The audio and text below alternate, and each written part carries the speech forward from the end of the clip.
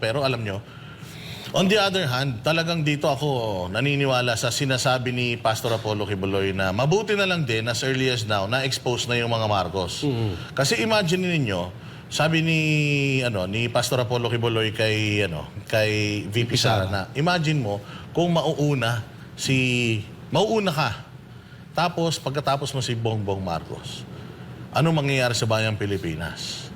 Yung wala nang, alam mo yun, yung at least ngayon, kahit papaano, may pag-asa tayo. Kasi pwedeng magkaroon ng Inday Sara sa 2028. Yun ay kung mananalo itong ating PDP slate na 10 mga kandidato. Kasi yan ang magsisilbing balance sa power ngayon. Dahil masyadong makapangyarihan sila sa Kongreso.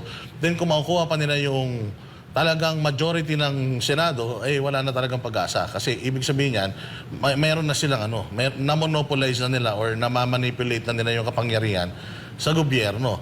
Sabi nga ni Pastor Apollo Kibuloy, mabuti na lang nauna ka or nauna siya dahil kung nauna ka, tapos pag una mo, dahil ganyan ang mga ugali nila nauna ka, tapos i-impeach ka din nila Ganun ang nila